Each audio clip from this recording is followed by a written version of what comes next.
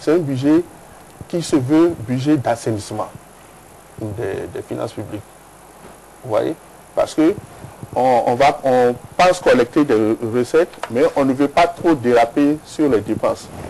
Donc cela peut-être signifie qu'on veut commencer à assainir. Mais moi je pense que ce qu'il faut faire, c'est d'être plus volontariste et dire je mets en place les réformes indispensables pour relancer les recettes et pouvoir impulser le développement. Donc, le montant prévu cette année, il est réaliste? Non. Il n'est pas réaliste. On ne pourra pas l'atteindre selon vous? Oui, parce que, pas que je pense que il n'y a pas la volonté, mais je pense qu'il n'y a pas les réformes.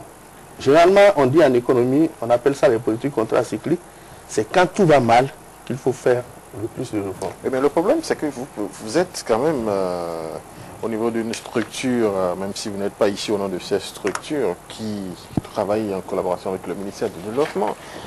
Vous êtes économiste, statisticien, il y a d'autres aussi qui sont d'éminents économistes. Au niveau du ministère des Finances, c'est quand même quelqu'un qu'on connaît très bien sur le plan mondial, Béninois aussi. Le ministère du Développement, c'est un ministre hyper compétent.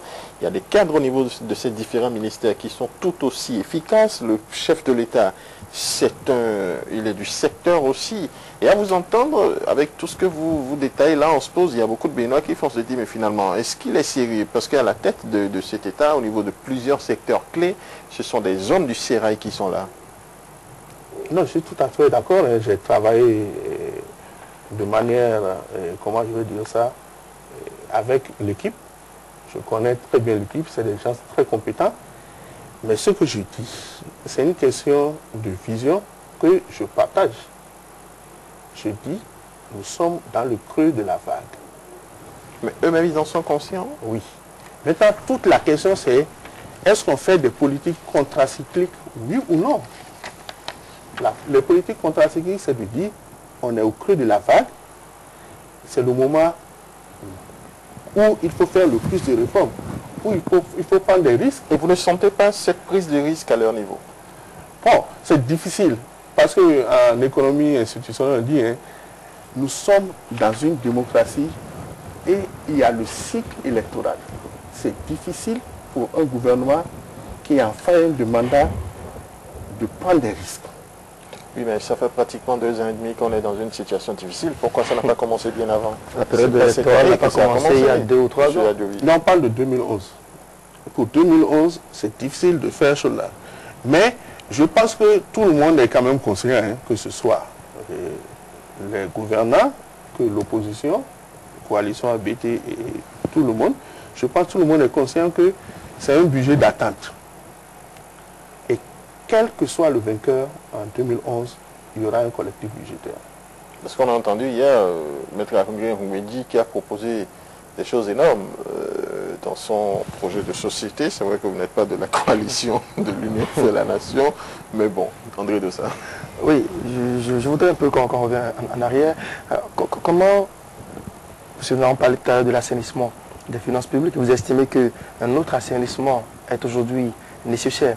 Comment peut-on expliquer le fait que des ministères n'arrivent pas à consommer, à exécuter les dépenses prévues au cours d'un exercice, et que par exemple vous voyez des ministères qui sont à 3,28% d'exécution, alors qu'on a en place un système intégré de gestion des finances publiques, un instrument en principe qui doit permettre une bonne gestion, d'améliorer les choses. Comment tout ça s'explique? Et puis le CICFIP, on entend souvent les ministères dire le CICFIP est fermé, on n'a pas assez, on attend.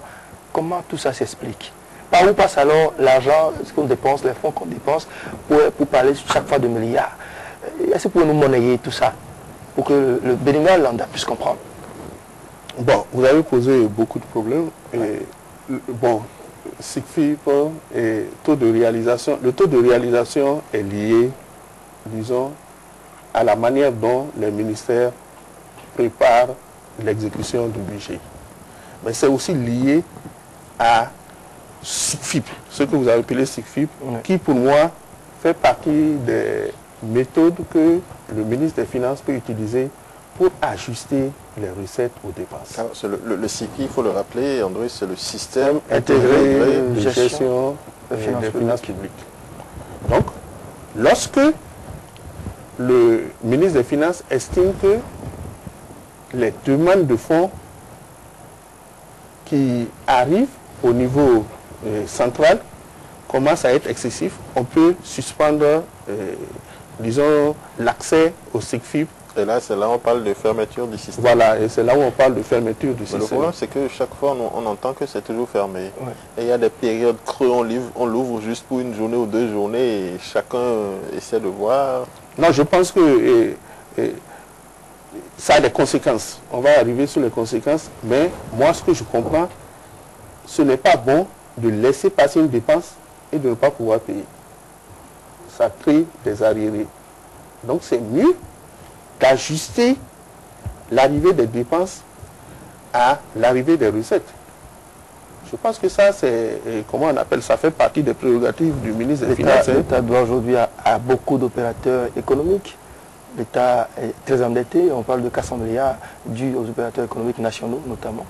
C'est quand même énorme. En fait, je n'ai pas cette information. Permettez-moi Vous ne savez pas que l'État doit... Non, ce qui est sûr, il y a des problèmes d'arriérés de paiement, ça c'est évident. Mais je pense que, et je préfère revenir à votre question et dire que sur ce plan-là, ça fait partie des prérogatives du ministre des Finances qui ne veut pas, si c'est vrai ce que vous dites, les 400 milliards, ne pas aller à 600, 700 milliards. Donc, il faut ajuster l'arrivée des dépenses à l'arrivée des recettes. Mais maintenant, ça ralentit l'exécution du budget, ça ralentit les mesures et ça ralentit la croissance.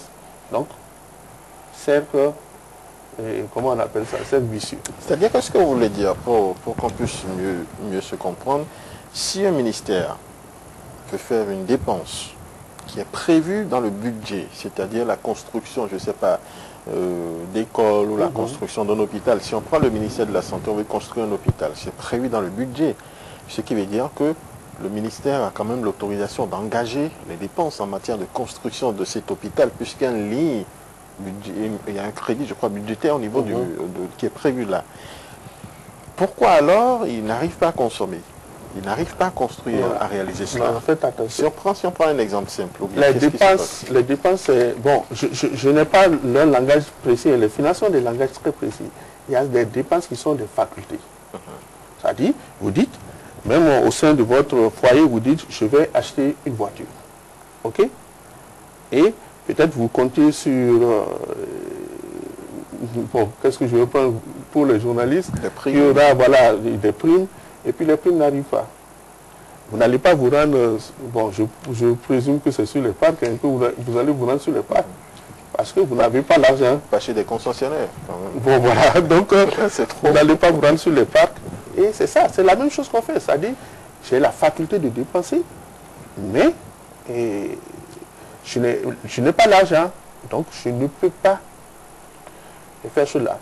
Mais c'est là où je dis, ça c'est une prérogative du ministre des Finances, je pense que c'est quand l'argent vient qu'on peut prioriser des secteurs. Tout à fait. Parce que là, quand on regarde les chiffres, c'est le ministère de l'Environnement qui est le plus lésé parce qu'on voit 3, et quelques %.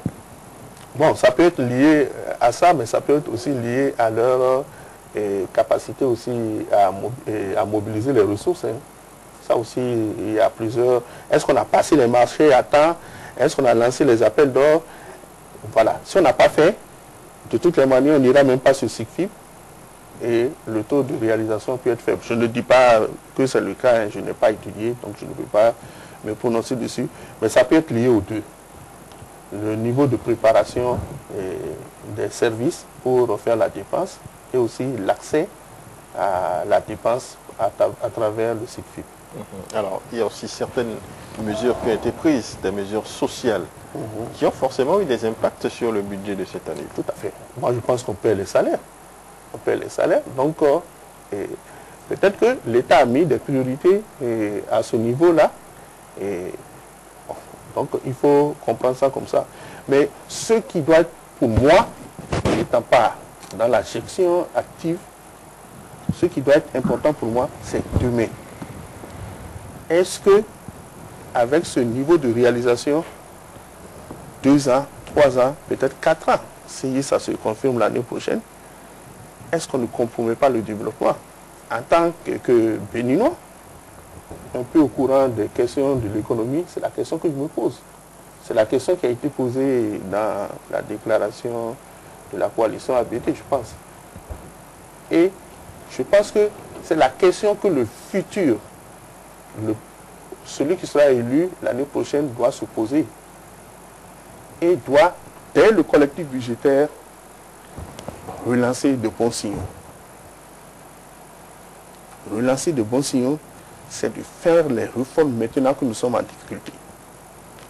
Relancer les bons signaux, c'est de faire des options très claires. On entend épine dorsale, on attend vallée et aménagement des vallées. On entend infrastructure pour supporter le secteur privé. Il faut le dire, faire les bonnes dotations, créer les conditions à travers un climat des affaires clair et de qualité diamant. Et quand on aura fait tout ça, c'est vrai que ça, il n'y a rien de tout ça là maintenant. Ce n'est pas moi qui le dis, mais il y a des notations internationales qui montrent que il y a peut-être des efforts qui se font. Pas peut-être, il y a des efforts qui se font, mais nous avons quand même du retard sur ces questions, sur la question de, comment on appelle ça, du climat des affaires, du climat de l'investissement. Nous avons du retard sur la fiscalité.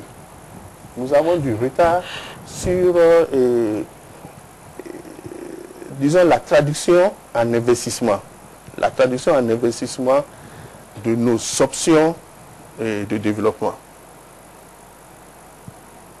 Oui, je voudrais que nous essayions un peu de disséquer le projet, ce budget d'attente, comme vous l'avez qualifié, le budget de l'État d'exercice 2011. Alors, c'est vrai que les députés n'ont pas encore eu la chance d'étudier ce projet de budget. D'abord, je voudrais vous poser une petite question. Vous, en tant qu'ancien directeur de l'économie, un acteur au premier plan de l'élaboration d'un budget, est-ce que vous pensez qu'aujourd'hui, à la date du 19 décembre, c'est encore possible d'étudier un projet de loi des finances à l'Assemblée nationale? Je sais que les députés font, quand ils le veulent, ils font le nécessaire pour voter les lois. Donc c'est une question de volonté. Oui, je parle du nombre de jours qui nous séparent du 31 décembre. Est-ce que c'est encore possible? Parce que c'est souvent... On est à 10 jours là, pratiquement. Étudier les budgets de chaque ministère, une trentaine de ministères, les institutions de la République. Est-ce qu'il faudra corriger? Il faudra corriger ce lundi, transmettre peut-être mardi. Mardi, on est déjà le 20.